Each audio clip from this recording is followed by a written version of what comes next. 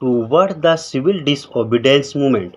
दोस्तों, non cooperation movement को ख़त्म होने के बाद गांधी जी ये समझ जाते हैं कि कोई भी मास स्ट्रगल करने से पहले लोगों को प्रॉपरली ट्रेंड होना आवश्यक है। लोगों को इन्फॉर्मेशन होना चाहिए कि मूवमेंट को कैसे करना है और इसका क्या मोटिव है, ताकि लोग गलत तरीके से मूवमेंट को इंटरप्रिटेट ना करें। तो दोस्तों, आगे क्या होता है कि कांग्रेस के कुछ लीडर को ऐसा लगता है कि मास स्ट्रगल करने के बजाय यदि हम इलेक्शन में भाग लें तो इससे क्या होगा कि हम काउंसिल में रहकर ब्रिटिश पॉलिसीज़ का विरोध कर सकेंगे। तो इसके लिए दो लीडर थे जिनमें से एक का नाम था CR दास और दूसरे का नाम था मोतीलाल नेहरू। ये दोनों एक पार्टी बनाते हैं और उस पार्टी का नाम स्वराज पार्टी रखते हैं। लेकिन जवाहरलाल नेहरू, सुभाष चंद्र बोस इसमें पार्टिसिपेट नहीं करते हैं और कहते हैं कि यदि हमें पूर्ण स्वराज चाहिए तो बड़ा स्ट्रगल करना ही होगा, ना कि इलेक्शन लड़ने की ज़रूरत है। लेकिन उस समय इंडिया की स्थिति कुछ और ही चल रही थी। मतलब दो ऐसे फैक्टर थे जिन्होंने हमारी इंडियन पॉलिटिक्स को बहुत ज़्यादा इम्प्रूव किया। फर्स्ट, ग्रीक इकोनॉमिक डिप्रेशन जो कि 1929 में हुआ था। इसकी वजह से इंडिया पर बहुत बुरा इफ़ेक्ट पड़ा था।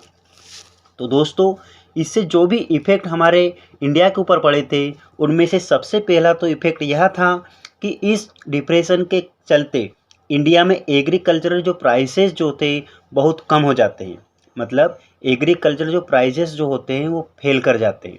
तो दूसरा, जो एग्रीकल्चर गुड्स जो होते हैं उनकी डिमांड कम हो जाती है, जिससे एक्सपोर्ट घट जाता है, जिसकी वजह से किसान अपनी जो क्रॉप्स है उसको सेल नहीं कर पा रहे थे और ना ही अंग्रेज़ों के टैक्स को पे कर पा रहे थे। और जो दूसरा फैक्टर जो था वो था साइमन कमीशन। तो दोस्तों, ब्रिटेन के अंदर टोरी नामक गवर्नमेंट थी जो कि 1927 में एक कमीशन बनाती है जिसमें कुछ लोग शामिल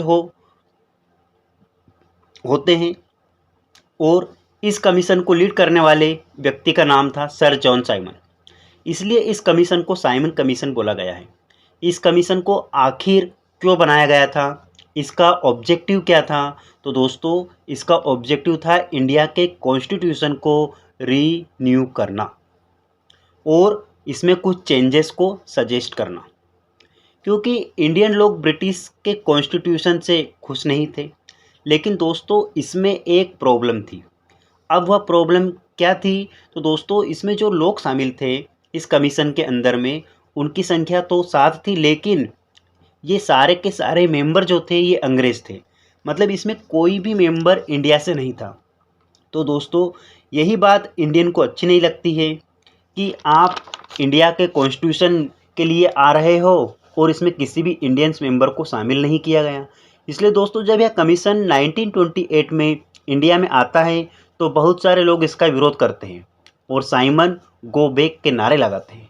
तो अंग्रेज़ों को लगता है कि कहीं सिचुएशन हमारे हाथ से ना निकल जाए। तो दोस्तों, उस इंडिया के अंदर ब्रिटिश गवर्नमेंट का जो वायसराय था वह था लॉर्ड इरविन, जो कि इस सिचुएशन को संभालने के लिए दो ऑफ़र देता है। पहला ऑफ़र तो यह कि डोमिनियन स्टेट, मतलब कि इंडिया को डोमिनियन स्टेट बनाया जाए जिससे कि सब कुछ इंडिया का होगा, लेकिन इंडिया को ब्रिटिशर्स के कंट्रोल में रहना होगा। और दूसरा ऑफ़र यह दिया जाता है कि हम एक राउंड टेबल कॉन्फ्रेंस करेंगे जिसमें इंडिया के फ्यूचर के बारे में डिस्कशन करेंगे। तो दोस्तों, इरविन की तरफ से ये जो दो ऑफ़र दिए जाते हैं, लेकिन इन ऑफ़र से कांग्रेस खुश नहीं थी, स्पेशली रेडिकल्स तो बिल्कुल भी इससे खुश नहीं थे। अर्थात जो गरम दल के लोग थे जैसे कि जवाहरलाल नेहरू, सुभाष चंद्र बोस आदि, इनका यह मानना था कि हमें पूर्ण स्वराज चाहिए। और इसी बात को लेकर दिसंबर 1929 में लाहौर के अंदर कांग्रेस का एक सेशन होता है जिसमें एक रिजोल्यूशन लाया जाता है जिसमें पूर्ण स्वराज की डिमांड की जाती है और यह जो रिजोल्यूशन यहाँ पर पेश किया जाता है वो पास हो जाता है।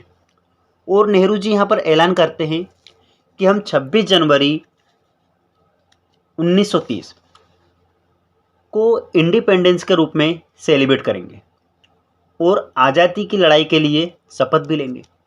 लेकिन इस बात को ज़्यादा अटेंशन नहीं मिलता है और बहुत कम ही लोग इस डे को सेलिब्रेट करते हैं। The salt march and the civil disobedience movement. तो दोस्तों, गांधी जी को लगता है कि यदि एक अच्छा मूवमेंट शुरू करना है तो लोगों को यूनाइट करना ज़रूरी है और इसके लिए गांधी जी नमक को चुनते हैं और लोगों को जोड़ने का सबसे अच्छा जरिया इसको मानते हैं। तो दोस्तों, एक सवाल यह बनता है कि आखिर गांधी जी ने नमक को ही क्यों चुना? तो यदि देखा जाए तो गांधी जी इसको एक सिंबल बना देते हैं और लोगों को यूनाइट करने के लिए आगे बढ़ते हैं। तो इसमें लगभग इसके 3 महत्वपूर्ण पॉइंट थे। पहला पॉइंट तो यह था कि नमक को सभी लोग यूज करते हैं, चाहे वह अमीर हो या गरीब हो। दूसरा पॉइंट यह था कि जो ब्रिटिश गवर्नमेंट जो थी वह नमक पर बहुत ज़्यादा टैक्स वसूलती थी। और तीसरा कारण यह था कि जो सॉल्ट का प्रोडक्शन जो होता था उस प्रोडक्शन को केवल ब्रिटिश गवर्नमेंट ही कर सकती थी, इंडियन नहीं कर सकते। तो दोस्तों, इससे क्या पता चलता है कि एक तो नमक हमारा और हमसे ही उसका टैक्स लिया जा रहा था। इसलिए गांधी जी नमक को एक सिंबल के रूप में चुनते हैं और लोगों को यूनाइट करने में जुट जाते हैं। तो दोस्तों, आखिर होता क्या है कि 31 जनवरी 1930 को गांधी जी एक लेटर लिखते हैं। किसको लिखते हैं? लॉर्ड इरविन को, जिसमें गांधी जी सोसाइटी की लगभग 11 डिमांड को उसमें रखते हैं, जो कि लोगों की समस्याओं से ही संबंधित थी। जिसमें से कुछ डिमांड सॉल्टेंस से भी संबंधित थी, जिसमें से कुछ डिमांड लोगों की समस्याओं से रिलेटेड थी। और इसमें गांधी जी यह भी कहते हैं कि यदि हमारी डिमांड को 11 मार्च तक नहीं माना गया तो हम सिविल डिसओबीडियंस मूवमेंट स्टार्ट कर देंगे। तो दोस्तों, लॉर्ड इरविन इन डिमांड्स को अनदेखा कर देते हैं। इसलिए गांधी जी सॉल्ट मार्च शुरू करते हैं, जिसे हम दांडी मार्च भी कहते हैं। तो महात्मा गांधी 12 मार्च 1930 को अपने 78 वॉलंटियर के साथ यात्रा शुरू करते हैं, जो कि साबरमती आश्रम से शुरू होकर दांडी में ख़त्म होती है, जिसमें 240 मील का सफ़र तय करना था और रोज़ 10 मील तक का सफ़र इसमें तय किया जाता है और लगभग 24 दिन में इस यात्रा को पूरा किया जाता है। और 6 अप्रैल को गांधी जी दांडी पहुंचकर नमक को बनाकर नमक कानून का उल्लंघन करते हैं और इसी के साथ सिविल डिसओबीडियंस मूवमेंट भी स्टार्ट कर देते हैं। क्योंकि गांधी जी ने इससे पहले नॉन कोऑपरेशन मूवमेंट स्टार्ट किया था और नमक कानून को तोड़ने के बाद वो सिविल डिसओबीडियंस मूवमेंट स्टार्ट करते हैं। तो आखिर इन दोनों मूवमेंट में अंतर क्या था? तो दोस्तों, जो नॉन कोऑपरेशन मूवमेंट जो था, इसका ऑब्जेक्ट केवल इतना था कि इसमें अंग्रेज़ों का कोऑपरेट नहीं करना है। और जो सिविल डिसओबीडियंस मूवमेंट जो था, इसमें अंग्रेज़ों का कोऑपरेट भी नहीं करना है और साथ ही साथ अंग्रेज़ों ने जो कानून बनाए थे उन कानूनों को भी नहीं मानना है। तो यही इसमें डिफरेंट था।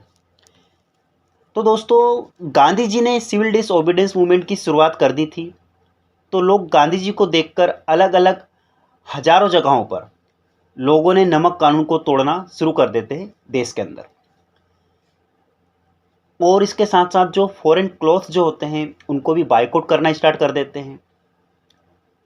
इसके अलावा जो लिक्वर शॉप्स जो होती है उनको पिक कर दिया जाता है और किसान जो है चौकीदारी टैक्स को भरना बंद कर देते हैं और ट्राइबल्स फॉरेस्ट के जो लॉ होते हैं उनको तोड़कर जंगल में प्रवेश करने लगते हैं और अपने मवेशियों को वहाँ पर चलाने लगते हैं, लकड़ियाँ और फल वहाँ से तोड़कर लाने लगते हैं। अब इस प्रकार से लोगों को नियमों को तोड़ता देखकर ब्रिटिश गवर्नमेंट एक एक करके बड़े बड़े लीडर्स को जो कि आंदोलन कर रहे थे उन्हें अरेस्ट करना स्टार्ट कर देती है, जिस कारण अंग्रेज और पब्लिक के बीच में वॉयलेंस क्लैश होने लगते हैं। गवर्नमेंट लोगों को ब्रॉडली तरीके से पीटना शुरू कर देती है। अब अंग्रेज गवर्नमेंट पेशावर, जो कि आज के पाकिस्तान में स्थित है, में एक नेता अब्दुल गफ्फार खान को 1930 में अरेस्ट कर लेती है और महात्मा गांधी जी को भी अरेस्ट कर लेती है। ये सब देखकर पब्लिक भड़क जाती है और बहुत ज़्यादा वायलेंस होने लगता है, जिसके कारण लगभग 1 लाख लोगों को अंग्रेज सरकार के द्वारा अरेस्ट कर लिया जाता है। ये सब देखकर गांधी जी को बहुत बुरा लगता है। और आपको तो पता ही है कि गांधी जी जो थे अहिंसा के पुजारी थे। अब गांधी जी ने जो सिविल डिसओबीडियंस मूवमेंट को स्टार्ट किया था, उस सिविल डिसओबीडियंस मूवमेंट को बंद कर देते हैं और गांधी जी और वायसराय इरविन के बीच में एक पैक्ट साइन होता है, जिसे गांधी इरविन पैक्ट के नाम से जाना जाता है, जो कि 5 मार्च 1931 में हुआ था।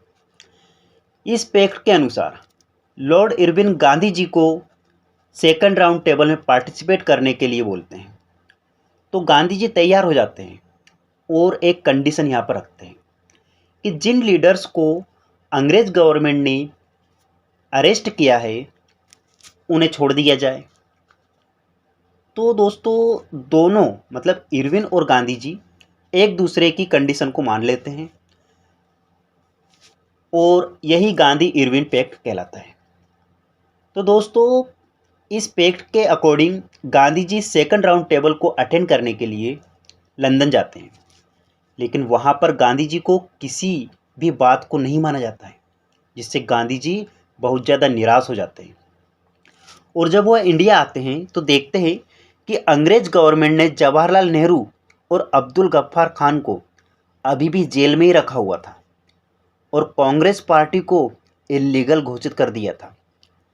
गांधी जी सोचते हैं कि उनके साथ धोखा हुआ है और वह दोबारा से सिविल डिसओबीडियंस मूवमेंट को स्टार्ट करते हैं, लेकिन 1934 तक आते आते यह मूवमेंट पूरे तरीके से ठंडा पड़ जाता है।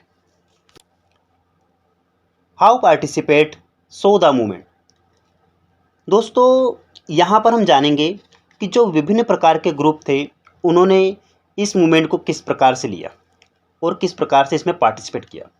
तो सबसे पहले हम रिच पीजेंट के बारे में बात करेंगे। तो दोस्तों जो रिच पीजेंट जो थे, जैसे कि गुजरात के पाटीदार और उत्तर प्रदेश के जाट, ये जो कमर्शियल क्रॉप को उगाते थे, मतलब पैसों के लिए फसलों को उगाते थे, जिसे नकदी फसल भी कहा जाता है। लेकिन दोस्तों जब इकोनॉमिक डिप्रेशन आता है तो ये पीजेंट बहुत ज़्यादा इफ़ेक्ट होते हैं, क्योंकि इसके कारण फसलों के दाम गिर जाते हैं और इनकी इनकम भी कम हो जाती है। इस कारण ये ब्रिटिश को टैक्स नहीं दे पाते हैं। तो जब गांधी जी मूवमेंट स्टार्ट करते हैं तो ये लोग इस मूवमेंट में पार्टिसिपेट करते हैं ताकि हाई रेवेन्यू को कम करवाया जा सके। लेकिन जब गांधी जी बिना ही टैक्स को कम किए ही मूवमेंट को वापस ले लेते हैं तो इन्हें बहुत बुरा लगता है। और जब दोबारा से गांधी जी इस मूवमेंट को स्टार्ट करते हैं 1932 में, तो ये लोग इसमें पार्टिसिपेट नहीं करते हैं। अब हम देखेंगे कि इस मूवमेंट को गरीब किसानों ने किस प्रकार से लिया था और उन्होंने किस प्रकार से पार्टिसिपेट किया था। तो दोस्तों जो गरीब किसान जो थे, इनके पास खुद की ज़मीन नहीं होती थी। ये लैंडलॉर्ड और इसके अलावा जो तुल्लुकदार लोग जो होते थे उनकी ज़मीन पर खेती करते थे और बदले में रेंट पे करते थे। लेकिन इकोनॉमिक डिप्रेशन के कारण ये स्मॉल पीजेंट्स लैंडलॉर्ड को रेंट नहीं दे पा रहे थे। इसलिए जब मूवमेंट स्टार्ट होता है तो ये डिमांड करते हैं कि इनके अनपेड रेंट को माफ़ कर दिया जाए। लेकिन कांग्रेस इस नो रेंट कैंपेन को सपोर्ट नहीं कर रही थी। अब कांग्रेस इसको सपोर्ट क्यों नहीं कर रही थी, इसका भी एक रीज़न था। और वह रीज़न क्या था कि यह जो कैंपेन जो था बड़े किसानों के खिलाफ था और कांग्रेस को डर था कि यदि कांग्रेस इस कैंपेन को सपोर्ट कर देती है तो अमीर किसानों का सपोर्ट चला ना जाए। अब हम बिजनेस करने वालों की बात करेंगे। आखिर उन्होंने किस प्रकार से इस मूवमेंट को लिया और इसमें पार्टिसिपेट किया। तो दोस्तों, जो मर्चेंट और जो इंडस्ट्रियल जो थे, इनके पास दो समस्याएं चल रही थी। अब वो समस्याएं क्या थी? पहली समस्या तो यह थी कि जो ब्रिटिश गवर्नमेंट की बिजनेस पॉलिसी, जिसके कारण इनका बिजनेस जो था बहुत ही ज़्यादा ठप पड़ रहा था, जिस कारण ये चाह रहे थे कि ऐसी पॉलिसी को हटा दिया जाए। और दूसरी समस्या ये थी कि इंडिया फॉरेन गुड्स इंपोर्ट होता था, मतलब इंडिया के अंदर जो फॉरेन गुड्स इंपोर्ट होता था, जिसके कारण इन्हें बहुत ज़्यादा नुकसान उठाना पड़ता था, क्योंकि फॉरेन गुड्स इनके गुड्स से बहुत ज़्यादा चीप रेट पर मिल जाया करते थे, जिससे इनके गुड्स को कोई ख़रीदता नहीं था। इसलिए ये चाहते थे कि फॉरेन गुड्स को इंपोर्ट नहीं किया जाए, अर्थात इसके ऊपर रोक लगा दी जाए। इसके लिए ये दो फेडरेशन बनाते हैं। पहली Indian industrial and commercial Congress, जो कि 1920 में इसको बनाते हैं, और इसके अलावा एक और फेडरेशन बनाते हैं, federation of Indian chamber of commerce and industries. इसको शॉर्ट में फिक्की कहा जाता है, और इस फेडरेशन को 1927 में ये बनाते हैं। The limits of civil disobedience movement. तो दोस्तों, अब हम देखते हैं कि जो सिविल डिसओबीडेंस मूवमेंट में कमी कहाँ पर रह गई थी। दरअसल ऐसा तो नहीं हो सकता कि सभी ने ही इस मूवमेंट में पार्टिसिपेट किया हो। तो दोस्तों, दो ऐसे ग्रुप थे जिन्होंने इस मूवमेंट से अपने आप को दूर रखा, मतलब इस मूवमेंट में पार्टिसिपेट ही नहीं किया। इनमें जो पहला ग्रुप जो था वो था दलित लोगों का, और जो दूसरा ग्रुप जो था वो मुस्लिम लोगों का था। तो इन दोनों ने ही इस मूवमेंट में पार्टिसिपेट नहीं किया था। तो आइए हम देखते हैं कि आखिर ऐसा क्यों हुआ। तो सबसे पहले हम बात करेंगे दलित ग्रुप की। तो दोस्तों, जो दलित ग्रुप्स जो था, इन्होंने मूवमेंट को समर्थन इसलिए नहीं दिया था क्योंकि कांग्रेस इनको सपोर्ट नहीं कर रही थी, क्योंकि इनको डर था कि यदि उन्होंने इनका सपोर्ट किया तो कहीं हाई क्लास वाले जो लोग हैं वो बुरा ना मान जाए, क्योंकि उस समय इनका बहुत ज़्यादा पार्टिसिपेट था मूवमेंट के अंदर। इसलिए कांग्रेस इनको सपोर्ट करके इनके साथ संबंध बिगाड़ना नहीं चाह रही थी। इसी रीजन के कारण कांग्रेस इनको सपोर्ट नहीं कर रही थी, लेकिन गांधी जी इनको सपोर्ट कर रहे थे। गांधी जी ने इनको हरिजन कहा था, यानी कि भगवान की संतान। और गांधी जी ये भी कहते थे कि यदि स्वराज चाहिए तो छुआछूत को बदलना होगा। इसलिए दलित एक सेपरेट इलेक्टोरल की मांग कर रहे थे, और B.R. अम्बेडकर भी दलित को सपोर्ट कर रहे थे और कह रहे थे कि इन्हें सेपरेट इलेक्टोरल मिलना चाहिए, जिसके लिए B.R. अम्बेडकर जी ने एक एसोसिएशन बनाई थी जिसका नाम था डिप्रेस्ड क्लास एसोसिएशन, जिसे 1930 में बनाया गया था। लेकिन गांधी जी का मानना था यदि सेपरेट इलेक्टोरल की मांग करेंगे तो यह देश के लिए ठीक नहीं होगा, क्योंकि फिर अन्य लोग भी इसकी मांग करेंगे, जिससे लोग आपस में जुड़ेंगे नहीं बल्कि टूटेंगे। और गांधी जी तो सबको जोड़ना चाह रहे थे, इसलिए गांधी जी खाना छोड़ देते हैं। सभी लोग इनकी बहुत रेस्पेक्ट करते थे। फिर एक पूना पैक्ट होता है गांधी जी और अंबेडकर जी के बीच में, जिसमें डिसाइड होता है कि सेपरेट इलेक्टोरल तो नहीं, लेकिन सीट जरूर रिजर्व करवा देंगे। अब हम बात करते हैं मुस्लिम कम्युनिटी की। अब इसमें इन्होंने क्यों पार्टिसिपेट नहीं किया था, तो इसके भी कुछ कारण थे। जब नॉन कोऑपरेशन मूवमेंट चल रहा था तब हिंदू और मुस्लिम दोनों ने साथ साथ पार्टिसिपेट किया था, लेकिन धीरे धीरे इनमें टेंशन बढ़ने लगती है। अब टेंशन क्यों बढ़ने लगती है? क्योंकि नए नए ऑर्गेनाइजेशन बनने लगते हैं जो कि रिलीजियन से संबंधित होते हैं, जैसे हिंदू के लिए हिंदू महासभा और मुस्लिम के लिए मुस्लिम लीग। तो इन दोनों में टेंशन चलने लगते हैं। 1927 में कांग्रेस और मुस्लिम लीग एक अलायंस बनाना चाह रहे थे, लेकिन मुस्लिम लीग के नेता मोहम्मद अली जिन्ना मुस्लिम के लिए सेपरेट इलेक्टोरल की डिमांड करते हैं, लेकिन कांग्रेस चाहती है कि जॉइंट इलेक्टोरल हो। जिन्ना इसे मान लेते हैं, लेकिन कुछ कंडीशन यहाँ पर रखते हैं कि सेंट्रल असेंबली में मुस्लिम के लिए रिजर्व सीट हो और बंगाल और पंजाब में जितनी मुस्लिम पॉपुलेशन हो उसी के हिसाब से सीट मिलनी चाहिए। लेकिन कांग्रेस इन कंडीशन को डिनाई कर देती है, अर्थात मना कर देती है, जिस कारण कांग्रेस और मुस्लिम लीग के बीच दूरियां बढ़ने लगती है। और इसलिए जब गांधी जी ने सिविल डिसओबीडियंस मूवमेंट स्टार्ट किया तो मुस्लिम कम्युनिटी इसमें पार्टिसिपेट नहीं करती। The sense of collective blogging. दोस्तों, इस टॉपिक में हम पढ़ेंगे कि लोगों में सेंस और ब्लॉगिंगनेस का किस प्रकार से उदय होता है, मतलब कि अपनेपन का भाव कैसे उत्पन्न होता है। तो दोस्तों, इस टॉपिक में इसके 5 पॉइंट होते हैं। पहला होता है यूनाइटेड स्ट्रगल। जब देश अंग्रेज़ों का गुलाम था तब सबका सिर्फ और सिर्फ यही विजन था कि इंडिया को ब्रिटिशर्स से फ्रीडम दिलाया जाए। तो इसके लिए सभी लोग मिलकर स्ट्रगल करते हैं, जिससे वह यूनाइट होने लगते हैं।